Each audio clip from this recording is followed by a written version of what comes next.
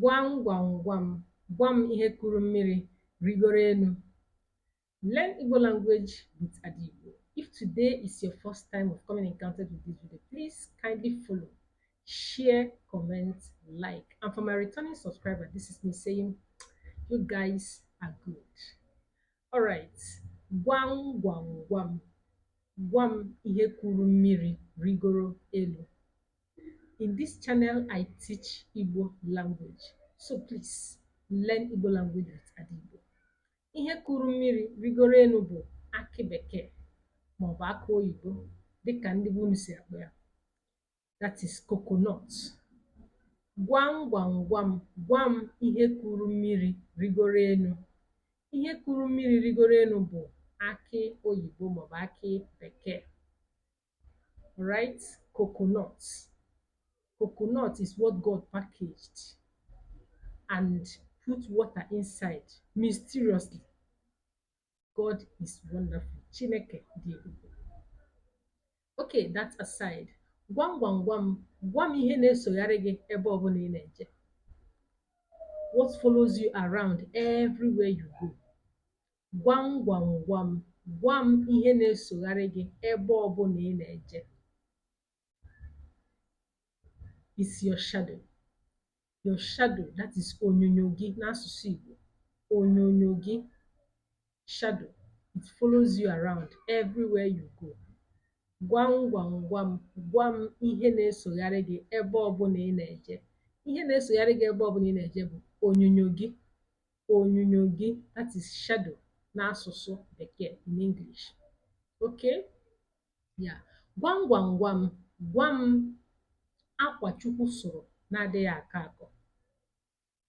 Gwam gwam gwam, gwam akwa Chukwu sụrụ na-adịghị akọ akọ. Ire, your tongue. Ire, it is always wet. Yes, God has made it so. Because there's always saliva in your mouth, so your tongue is always wet. Ya bụ akwa Chukwu sụrụ na-adịghị akọ akọ. Ire. Okay? Gwam gwam gwam, gwam ihe juru nkata na-adịghị anyị arụ. Owu. Gwam gwam gwam, gwam ihe juru nkata na-adịghị anyị arụ. Owu. Yeah. That is cotton wool. It's very light. No matter how big you carried it, it's very, very light. Cotton wool, owu. Cotton wool, owu, is very light. Okay, gwam gwam gwam, gwam ihe enweghị ụkwụ mana ọ na-agba ọsọ. Gwam gwam gwam, gwam ihe na-enweghị ụkwụ mana ọ na-agba ajọ ọsọ. You can imagine that. Ihe na-enweghị ụkwụ na-agba ajọ ọsọ bụ gịnị? Ide. Ide, that's erosion. Erosion, flood. Flood. Ihe na-enweghị ụkwụ na-agba ajọ ọsọ. Flood. I hope you understand. Please use the comment section if you have any question. Let us learn this Igbo language. Gwam gwam gwam. Okay? Gwam gwam gwam, gwam ihe a na-ekunye mmiri mana ọ dịghị eju eju. Ihe a na-ekunye mmiri mana ọ dịghị eju eju. Nkata, that's basket in English. Nkata, basket in English. You know, some of you don't know what they call baskets in Igbo. Basket bụ nkata. Nkata. Ihe a na-ekunye mmiri mana ọ dịghị eju eju. You can't fetch water with baskets. Yeah, you cannot fetch water with baskets. Gwam gwam gwam, gwam ihe a na-ekunye mmiri mana ọ dịghị eju eju. Okay. Gwam ihe mere eze ji racha ntụ.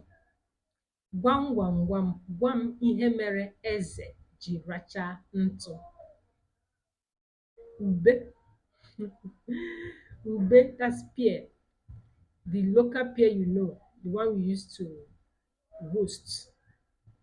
Ube a na-elu n'ọkụ, eji ntụ elu ube, ọ ihe mere eze ji wee rachaa ntụ chọọ ịmụ ube. Eji m n'aka na ị na-aghọta ihe m na-ekwu. Maka ndị laikiri ube rinne, eji ntụ elu ube.